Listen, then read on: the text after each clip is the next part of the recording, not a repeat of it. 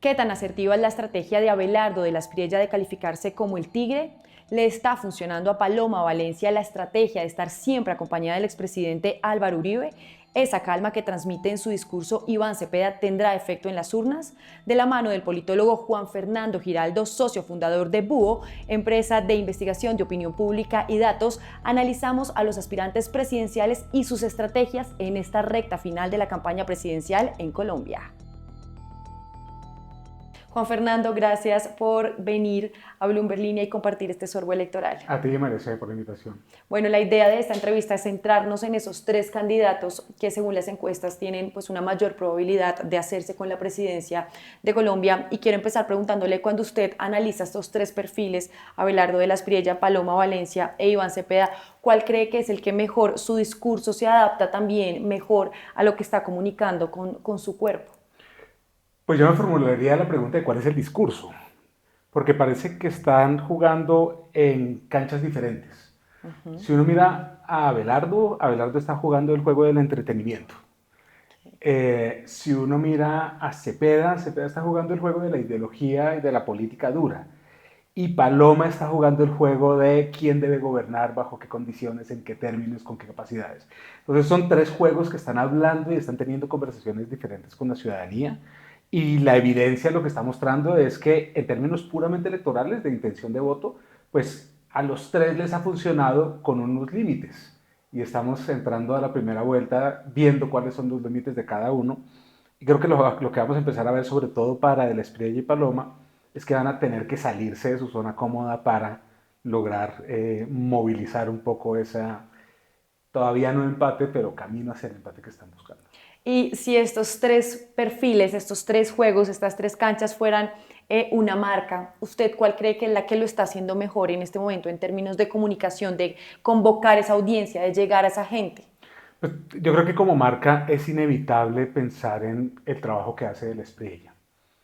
Y es evidente por dos razones, porque es que a diferencia de Cepeda, que lleva 25 años en política, o de Paloma, que ha sido senadora, emerge como un abogado con un estilo de vida y crea literalmente una marca. Y una marca desde símbolos, símbolos que están generando muchísima pasión. Cuando uno conversa con las personas que se están conectando con esa causa, se ponen su manilla, hacen los ademanes. Entonces, en términos de construcción de marca propiamente dicha, yo creo que Abelardo ha hecho un trabajo que nadie más en campaña ha construido.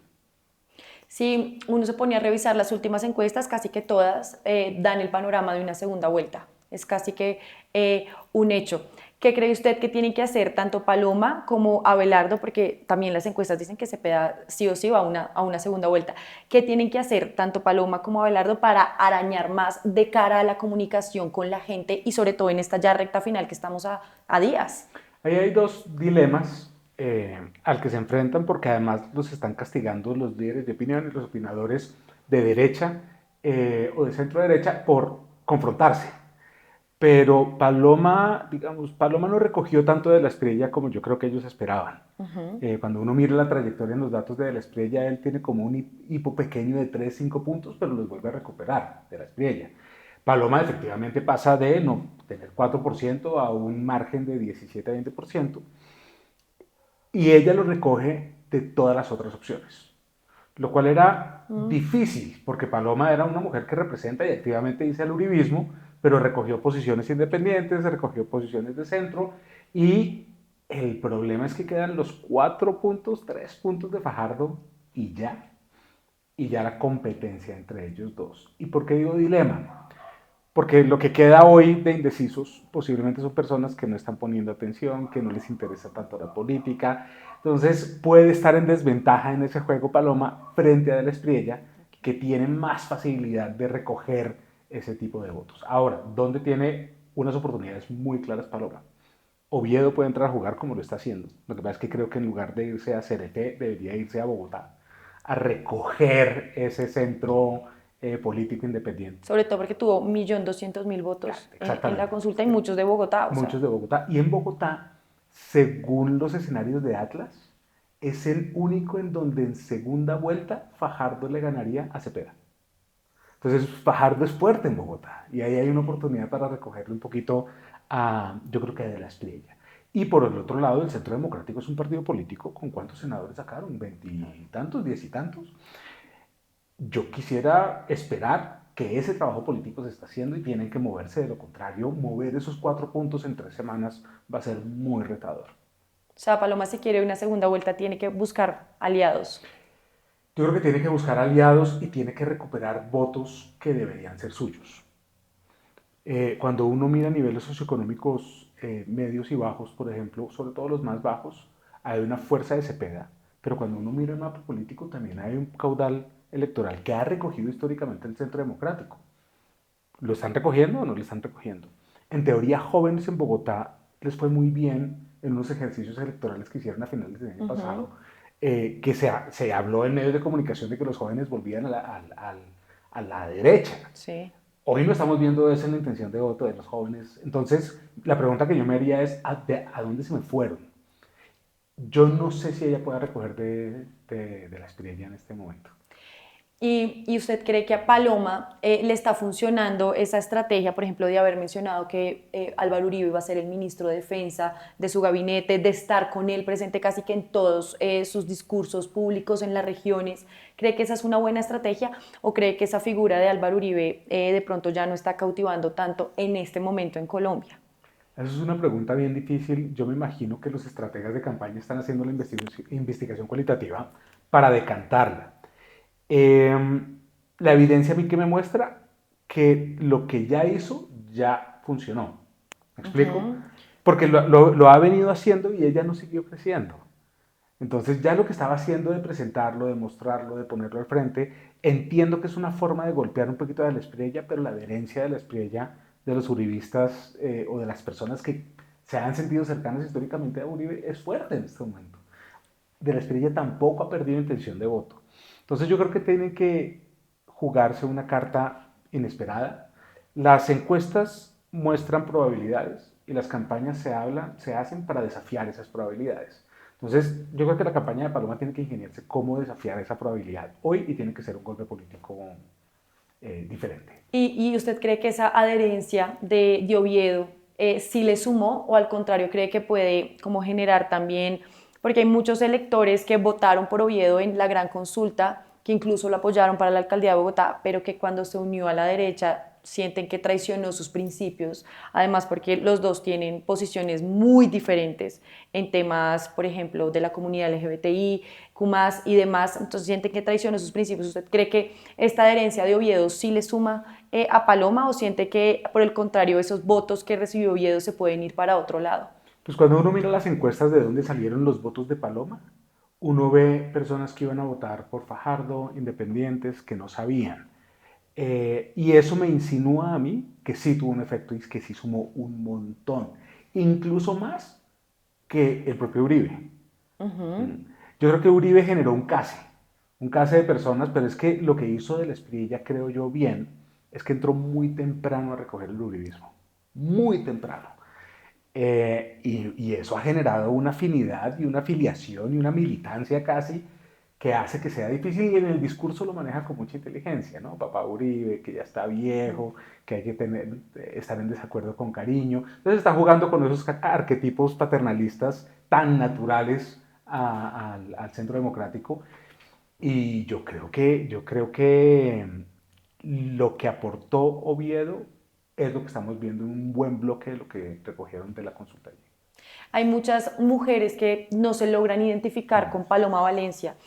¿Usted cree que ella ha hecho un buen trabajo en acercarse a ellas, en hablarle a las mujeres? Sobre todo porque si ella llega a ganar sería la primera mujer presidenta de Colombia, que sería pues algo histórico. Ese es un super punto, porque lo primero es el que menos está logrando votos femeninos hoy es Cepeda. Y efectivamente hay una distribución, pero incluso tanto en primera vuelta, tanto entre de la Espriella como en Paloma, hay más intención de voto hacia ellos en mujeres que en hombres. Entonces las mujeres hay más mujeres inclinadas hacia las dos opciones de la derecha que hacia la opción de Cepeda, que me parece eso interesante. Claro. Dicho eso, Y eso por qué puede estarse dando? yo creo que es hilar muy fino atribuirle a los errores que ha cometido con el feminismo, a los errores que ha cometido incluso con las mujeres, a la distancia que se ha generado a la izquierda de las mujeres. Yo creo que hay algo de eso, pero tal vez es demasiado sofisticado. Yo realmente no entendería muy bien y habría que, como dije hace un momento, investigar en lo cualitativo por qué se está generando esa distancia. Claro. Ahora, yo creo que hay un problema o un reto en el discurso de cómo cautivar a las mujeres de Paloma. Uno podría inferir que no, que es fácil al ser mujer ver una proyección. Hay una barrera mucho más alta con eso. De hecho, hay más mujeres inclinadas a votar por De la Espriella que por Paloma. Entonces, ahí hay un voto que posiblemente pueda recoger, pero fíjate lo que está ocurriendo. Estoy diciendo nivel socioeconómico bajo, estoy diciendo ojo con los jóvenes, estamos diciendo mujeres. Entonces empiezan a salir todas las pelotitas y así es que una campaña entra en caos. Lo que tienen que decidir es cuáles son los 3 bloques que les permiten crecer 3-4% de aquí a 3 semanas y irse all in a esos 3. Hablemos ahora de Abelardo, que ha sido un personaje disruptivo en esta campaña. Lo han comparado con Donald Trump, lo han comparado con Javier Milei, sobre todo porque también quiso utilizar este término que a Milei le funcionó mucho, que fue el de la motosierra, para recortar el tamaño del Estado. ¿Usted cree que esta fue una estrategia asertiva? Pues, digamos, vamos por partes. Lo primero es que efectivamente él construyó un personaje. Construyó un personaje público. Él además es afín a técnicas de marketing electoral. Entiendo que tiene una empresa de marketing electoral. Entonces es algo que entiende y que diseñó por libro de texto para campañas del siglo XXI. Yo creo que referencias como la de la motosierra son arriesgadas, como lo fue la escoba, cada uno en su nicho, porque creo que él construye desde una simbología un poquito más fuerte. De pronto lo que busca es, por el contrario, radicalizar. Es una provocación, más que un simple, porque lo de Milei, es decir, lo que representa una motosierra en Buenos Aires es diferente a lo que representa una motosierra en el Cauca. Y yo creo que ahí, siendo una persona que sabe tanto de simbología, yo creo que es una provocación que le sirve. Estamos entrando en una polarización radical, no solo polarización, sino radicalización, que nos va a llevar a que sirvan esas rupturas para abrir debates que en el fondo yo no sé si sean vacíos, pero no son de cómo gobernar a Colombia. Claro. Y digamos, esa figura también de venderse como el tigre que va a acabar a los corruptos, eso puede cautivar a los electores, pero eso sí puede tener un efecto real en las urnas. Sí. Sí, porque nosotros al final no nos movemos por programas. Y creo que hoy todos los candidatos están haciendo las paces con eso. Antes incluso intentaban imprimirlo y mandarlo y volverlo volantes. Ya ni siquiera intentan hacer eso. Ni ir a debates a discutir qué hacer con el país. Son más los símbolos de identidad que me movilizan, que dicen esto soy yo no soy lo otro. Y él ha jugado con eso, por ejemplo, apenas lo dijiste, vi las dos simbologías puestas en escena de cómo vamos a combatir la corrupción, con un tigre o con una escoba. Entonces por eso esos juegos se vuelven muy poderosos, porque se vuelve tu estructura mental para interpretar un evento. Y ahí creo que De la Espriella ha acertado y le va a funcionar sobre todo para segunda vuelta, porque segunda vuelta esa sencillez es mucho más poderosa. Todavía hay mucho por jugar y obviamente pues Cepeda también tiene una estructura por lo menos electoral y política muy fuerte. Habrá que ver qué pasa en segunda, pero... Y esa, digamos, esa radicalización de Abelardo que está pues expuesta de forma general, también como que puede entenderse como una jugada haber puesto como fórmula vicepresidencial a José Manuel Restrepo, un tipo académico, exministro de Hacienda, exministro de Comercio, también de pronto para atraer más votantes de centro. ¿O cómo lee usted esta jugada? Como sí soy radical, pero también me interesa tener a alguien con un perfil académico, con experiencia pública. Sí, es que una vez más volvemos al ejercicio del libro de texto. Que sea de texto no significa que sea fácil. Hay libros de cálculo que no significa que porque estén en el libro son fáciles de hacer.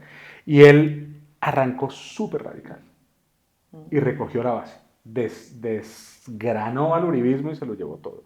Y empezó a modularse y a moderarse. Acciones varias. Una, por ejemplo, la elección de vicepresidente. Pero también la forma en la que está tratando con condescendencia a Paloma y a Fajardo está bajando también ahora es un caballero, ¿no? Antes era casi que Más. un militar de primera línea, hoy es un caballero. Y los dos hacen parte del mismo ejercicio y él necesita hacer eso para poder ganar en segunda vuelta. Él necesita, además él no está quemando los barcos ni los puentes. Entonces Fajardo dice, jamás votaré por ese señor. Y él dice, a mí Fajardo me parece un gran tipo, un buen profesor, Claro. porque Un poco más de de pronto no moderación. necesita Fajardo, pero sí necesita la gente que votó por Fajardo, que no va a querer votar por Cepeda y va a querer dar la tranquilidad de, conmigo van a estar bien. Hablemos ahora de Cepeda, que desde que inició la campaña, incluso en los debates en el Senado, ha mantenido la calma, la compostura, como esa figura que ha tratado de mostrar. Esto también puede tener, haber escogido también a Ida Quilcue, una indígena, como fórmula vicepresidencial. ¿Cuál es el juego que está dando Cepeda? Yo percibo que la campaña alrededor de Cepeda, de él como personaje, a diferencia de Abelardo, no es la que explica un crecimiento de 10-12% en el último mes. Yo creo que por supuesto él lo están poniendo al frente, va a las entrevistas, es un tipo cordial, pero yo creo que además viene de partido de gobierno y además en ese partido de gobierno tenemos unos viejos zorros de la política Claro. con un resultado electoral muy particular, con una forma de hacer política que seguramente es lo que explica ese crecimiento de 10%. Porque si uno va al mismo libro que está usando Del Espidella, ese no es el libro que está usando Cepeda, cuando hablábamos al principio de con las tres capas diferentes. Cepeda está jugando a no, pues no tiene mucho que perder, perdón, sí, no tiene mucho que arriesgar, porque ya su paso a la segunda vuelta está garantizado. Casi. Entonces él no tiene por qué meterse a ir a un debate, no tiene por qué someterse a preguntas difíciles, no tiene por qué ponerse en lugares incómodos, entonces simplemente va navegando con viento de cola en mares relativamente tranquilos, porque además los ataques no le están afectando. Entonces todos los esfuerzos que se ha hecho por atacar a Petro o atacarlo a él o atacarlos a los dos, hoy parece estar razonablemente blindado. Y eso explica que el libro que está usando Cepeda es otro y creo que tiene que ver más con políticas de base, con movimiento de líderes en los entornos electorales en el país. Y a Cepeda en este momento, ¿le suma o le resta cualquier cosa que pueda hacer el presidente en estos días que le quedan de gobierno? Es muy interesante porque cuando uno ve la encuesta o las encuestas, lo que uno ve es que lo que hace le suma y lo que deshace no le resta. Ok, ¿Me explico? sí, sí, sí, sí. Porque pues también se han puesto de presente ciertos errores de corrupción, de malos manejos, de incoherencia, de formas de gobernar, que uno esperaría que afectaran tanto al presidente como a su candidato y la verdad es que no los afectan, ni al uno ni al otro. De pronto no les permiten sumar todo lo que necesitan sumar para ganar en primera, uno podría argumentar eso, pero el hecho es que sigue subiendo, ha seguido subiendo de manera un poquito más matizada. En cambio, las cosas que hizo que esperaban que impactaran, sí impactaron. Está medido el efecto del salario mínimo, está medido. Fueron 10 puntos de favorabilidad que generaron estabilidad y que además algo yo personalmente no me lo esperaba, era que hubiera esa transferencia casi que directa entre favorabilidad e intención de voto a Cepeda. Eso no es un Es que, truco fácil de hacer en política. De hecho, si uno mira a Uribe en su momento con Andrés Felipe Arias, que era realmente su candidato, Andrés Felipe Arias no logró ganarle ni a Noemí. Entonces esa transferencia es difícil. claro, pero ¿usted cree que ya Cepeda llegó a su techo? O sea, es imposible un panorama de primera vuelta. Yo no sé si ya llegó a su techo, pero el techo no tiene 10 metros de alto. Es posible que crezca 1 o 2 puntos más, porque viene creciendo de manera matizada y puede incluso llegar a los 40-41%, pero no creo que llegue a 50 a mitad más uno. Por muy mala, porque además yo sé que las personas que están viendo siempre dicen, ah, pero eso tienen, están comprando, están moviendo. Por mucho que se haga eso, no hay una franja gruesa para mover 10 puntos a primera vuelta. Teniendo en cuenta ya todo lo que hemos hablado, que usted es un experto en todo este tema de marketing político, un consejo que le daría a cada campaña para esta recta final. ¿A quién hablarle? ¿Qué hacer? ¿Qué comunicar? ¿Qué decir? Eh, para esta recta final, yo creo que Cepeda tiene que seguir, como dicen en las caricaturas los pingüinos, calladitos, bonitos y sonrían. Okay. No tiene que hacer nada. Evitar digamos, si yo fuera su asesor, evitar dejarse provocar en un medio que considere adverso, dejar de darse un debate que no necesita ir, no lo necesita. Tranquilo. Sí, usted llega a primera vuelta y ya... es que además nuestros cerebros se resetean en segunda vuelta. Los cerebros de la ciudadanía hacen control alt delete. Todo lo que nos dolió, todo lo que llega a otro escenario porque nos estamos jugando por blanco o negro. Sí, ya Entonces sé. las consideraciones empiezan a ser otras. El consejo a de la Espriella sería: haga jugadas de segunda vuelta para capturar el centro ya. Por ejemplo, nombrar o señalar un par de ministros. Unos perfiles más. Unos perfiles que le permitan esa comunicación por el centro. Puede tener un costo político real más adelante, pero podría ser una victoria más contundente contra Paloma, y eso puede generar una negociación más razonable en la segunda. Y a Paloma yo le diría: el centro democrático se tiene que activar en cada mesa de votación donde han ganado históricamente. Todos sus militantes deberían estar moviéndose alrededor de eso. Y Oviedo debería irse a los centros urbanos donde Fajardo es fuerte a sacar sus restos. Así las cosas, entonces tenemos una segunda vuelta entre quienes. Hoy estamos a ¿qué? Hoy, Hoy, no, hoy estamos a 5 de mayo. hoy 5 de mayo significa que nos quedan 25 días, todavía puede pasar mucho. Y para eso se hacen las encuestas, para cambiar las campañas, para cambiar las probabilidades. Pero como están las cosas, Cepeda pasa con tranquilo a segunda vuelta y De la Espriella pasa con él, si el equipo y el grupo de Paloma y los seguidores de Paloma no hacen una jugada audaz en las siguientes 3 semanas. Y ya para terminar, Juan, hoy hay un grupo, podemos decir los jóvenes, las mujeres, la población mayor, que usted crea que define presidente, que tiene mucho peso, o una región a la que particularmente tienen que hablarle, o siente que este es un trabajo más generalizado. Yo creo que son dimensiones diferentes y todas van a impactar. Porque paradójicamente Cepeda es muy fuerte en lugares que no son confiables electoralmente o que no tienen tanto volumen. Entonces, si uno ve, él es muy fuerte en los de 18 a 24, que pueden estar entusiasmados a votar, pero pues no son del todo confiables. Y también es muy fuerte en zonas alejadas como Pacífico, la zona Pacífico y la zona del sur, en donde el porcentaje del caudal electoral no es tan alto. Entonces, eso plantea un reto. Tú lo mencionaste, es mujeres. Ahí tenemos el grupo de indecisos todavía más grande y ellas pueden, en este momento, tomando una decisión más clara, cambiar las elecciones, por ejemplo. Y el resto sí, la distribución del país es lo que saben los expertos. Bogotá, Antioquia y la costa, y yo por eso lo que está pasando ahorita en la costa Caribe, Claro. en donde empieza a haber como una apuesta o una case más fuerte de la Espriella por debilitar a Cepeda, un espacio que Paloma todavía tiene con dificultad. Entonces yo lo manejaría como dimensiones diferentes, encontrando el lugar donde hay una definición más gruesa en términos de caudal electoral. Yo creo que el tema de género es bien importante y el tema de los mayores también puede ser relevante allí.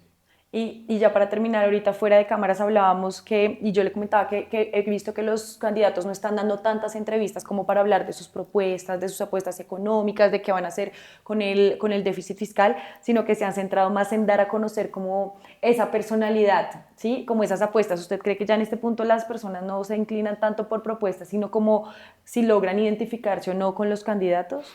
La propuesta tiende a ser una racionalización que usan las personas para justificar en la sala de la casa por qué hacerlo. Pero es la personalidad la que me lleva a decir, me gusta este. Pero la propuesta es simplemente un talking point, una frase que usa la gente para decir, me gusta este, solo porque lo siento, pero como sé que no me vas a aceptar ese argumento, me gusta que está proponiendo esto. Pero la decisión la tomo es en base a su identidad, a quién es, cómo habla, cómo se relaciona con los demás. Juan Fernando, muchas gracias por su tiempo para conversar con Bloomberg Muchas Línea. gracias por la invitación.